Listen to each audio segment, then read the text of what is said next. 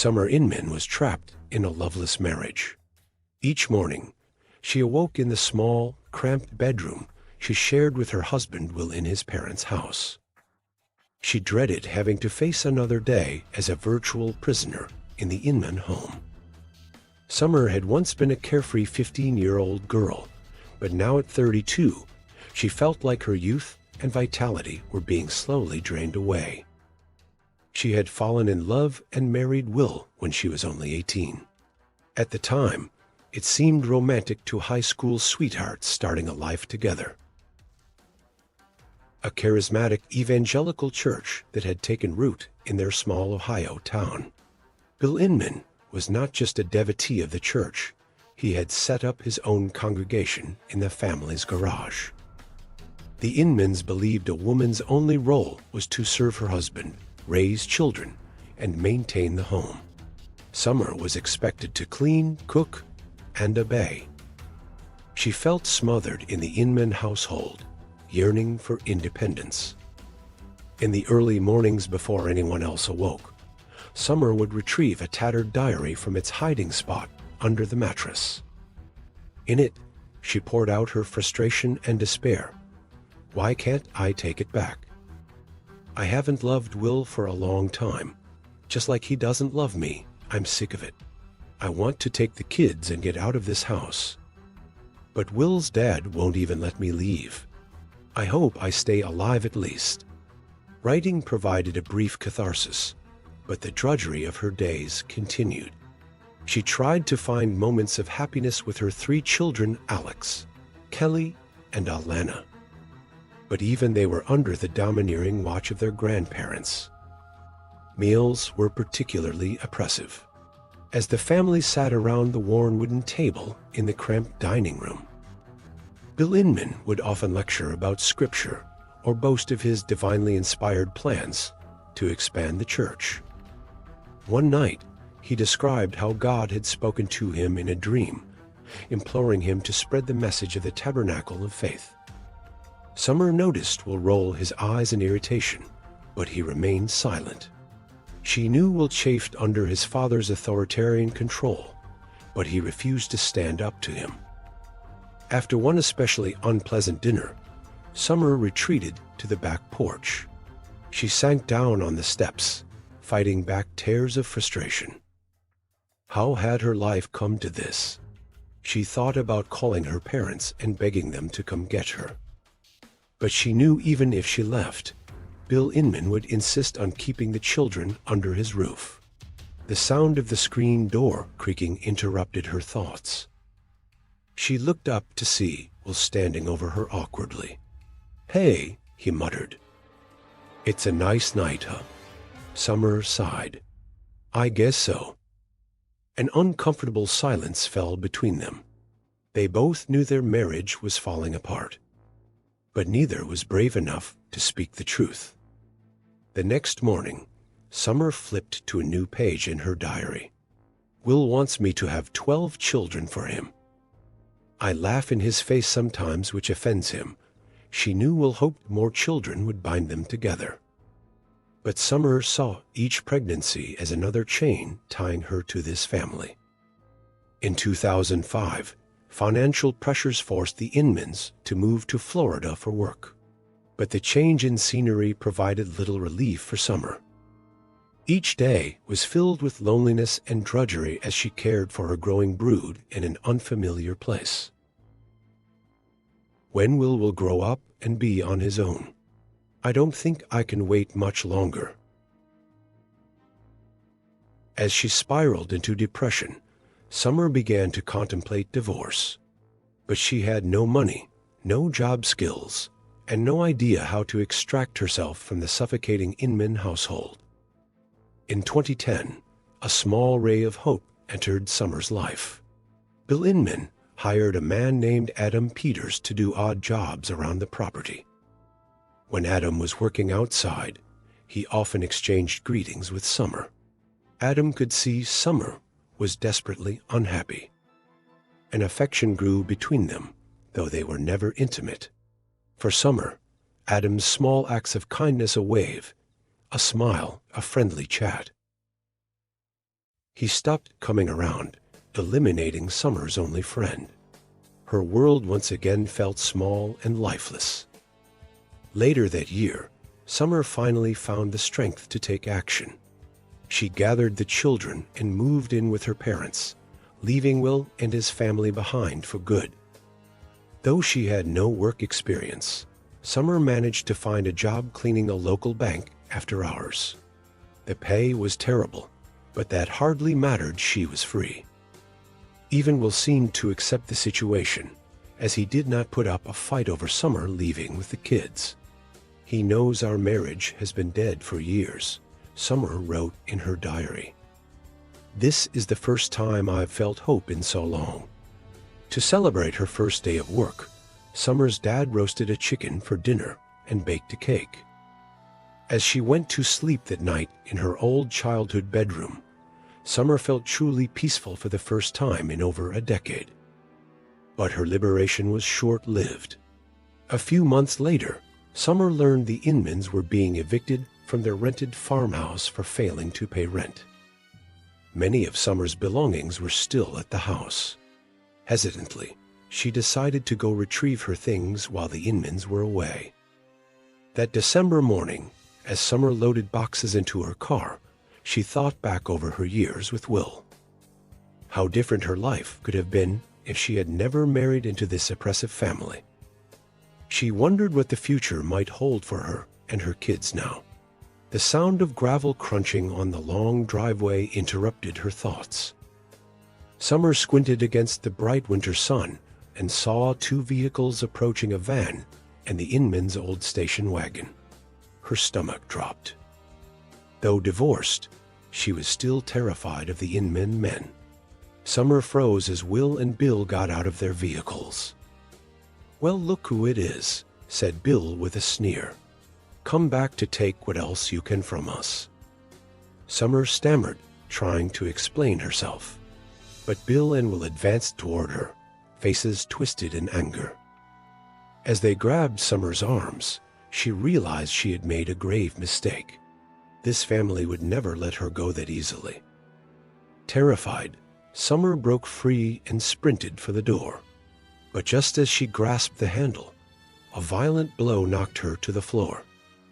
Dazed, she realized Bill had struck her from behind. The two men loomed over her, blocking any hope of escape. "Please," Summer begged. "I just came for my things.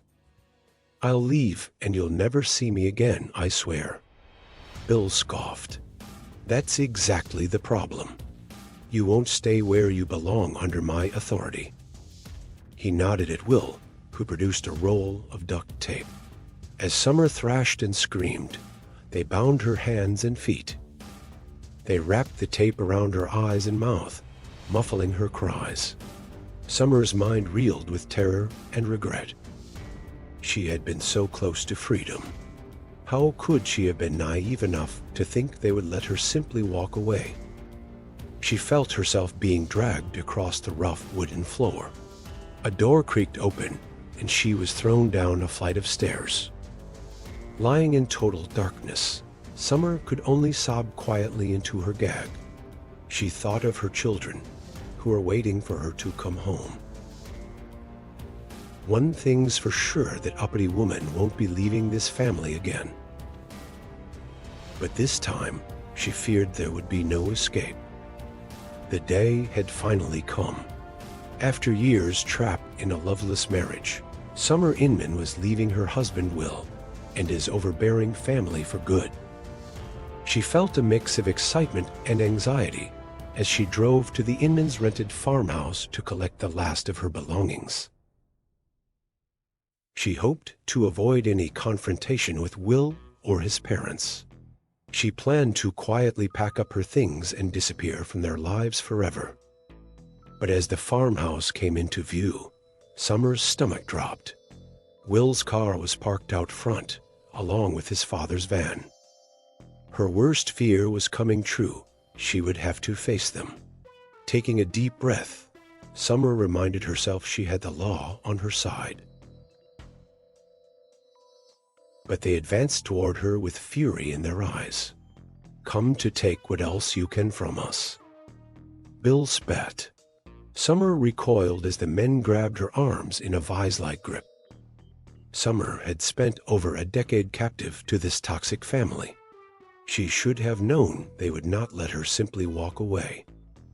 Struggling against their grasp, a wave of terror coursed through Summer's body. "Please," she begged, "I'll leave and never come back." Binding her wrists and ankles with duct tape, they rendered her helpless. As they wrapped tape around her head, covering her eyes and mouth, Summer mentally pleaded for someone, anyone, to come and save her. She felt herself being hoisted up and thrown down a short flight of stairs. Landing hard on a dirt floor, Summer realized with horror that they had taken her to the root cellar. The sound of the door slamming above confirmed her worst fear. She was now trapped underground. Blindfolded and mute, Summer could only lay motionless on the cold ground. She strained to hear the muffled voices of Will and Bill upstairs. "We'll keep her down there until we decide what to do," Bill said. "That woman's not leaving this family again." Panic threatened to overwhelm Summer. She thought of her 3 children, who were expecting her home. Would she ever see them again? Just yesterday, Summer had felt so full of hope about her newfound independence. She had even allowed herself to daydream about a possible future with Adam, the kind handyman who had shown her compassion. She thought back to how naive she had been that morning, expecting to simply collect her things and leave the Inmans behind forever. Earlier that day, Summer had arrived at her childhood home, where she had been staying with her parents. She was delighted to find Adam already waiting for her outside. His presence made Summer feel braver about facing the Inmans one last time. Together, they drove to the farmhouse and parked down the road. As they walked up the driveway, Adam could sense Summer's unease. He gave her hand a reassuring squeeze. But the tender moment was shattered by the sight of Will storming angrily from the house, his father close behind. "How dare you bring your lover here?"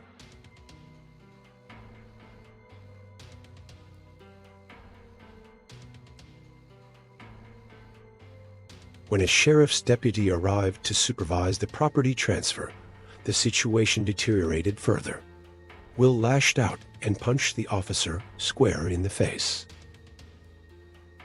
In an instant, the Inmans had shifted blame onto Adam. They falsely accused him of misconduct with Summer and her children. It was all lies. Adam had been a perfect gentleman with Summer. But the Inmans used the dirtied Adam's name to further smear Summer's reputation around town. After the disastrous confrontation, Summer went straight to the police station. She reported years of controlling, threatening behavior by Will. But exposing Will's abuse publicly would have consequences. Jolted back to the present, Summer sensed the cellar door opening. She flinched as rough hands grabbed her shoulders and yanked her blindfold off. Blinking against the harsh light, she cowered from Will and Bill looming over her. "This is all your fault, you lying witch," Will snarled, shaking her violently. "I've lost everything because of you." Summer's reply was silenced by a slap across her face. She whimpered into her gag, blood trickling from her nose. "We tried to make you part of this family, but you refused your proper place," Bill lectured. "You've brought shame upon us all." Terror mounting, Summer realized she had gravely misjudged the Inman's capacity for violence. Still bound hand and foot, she soiled herself and lay in her own filth. But no one thought to look in the very house Summer had been so desperate to escape. With no body or witnesses, investigators had no reason to suspect the Inmans of foul play. But inevitably, cracks formed in their alibi. Evidence proved the Inmans never left town the night Summer vanished. Their car showed signs of having been scrubbed clean. A neighbor revealed seeing them burning unknown items in a barrel, likely Summer's belongings. Yet still, the Inmans insisted they had no clue what happened to Summer. Without a confession, the police had no grounds to hold them. Tensions mounted as Summer's loved ones waited in agony for her to come home. 8 days after her abduction, Will and Bill descended the cellar stairs, clutching nylon ropes. Summer whimpered, too weak to resist, as they bound her neck and limbs.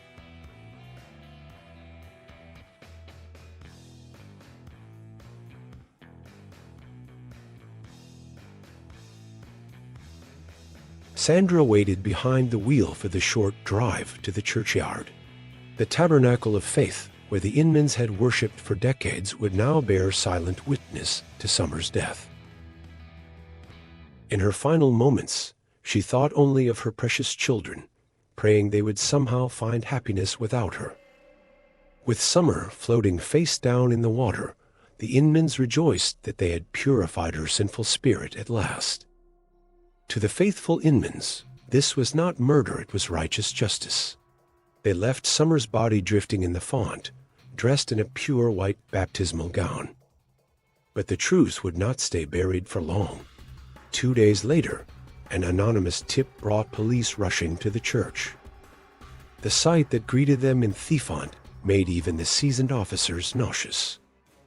The medical examiner determined Summer had not drowned, but instead died of asphyxiation from the tight bindings on her neck.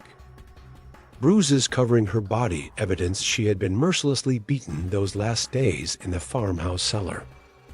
Forced to accept that the missing woman had been under their noses the whole time, police arrested the Inmans at gunpoint. Even faced with overwhelming evidence, Bill insisted to his sobbing elderly mother that the devil was to blame. Sandra stunned, all by confessing everything in exchange for leniency. Locked away until they die, her tormentors can no longer silence Summer or compound her suffering. Though gone too soon, her brave truth-telling will reverberate for generations.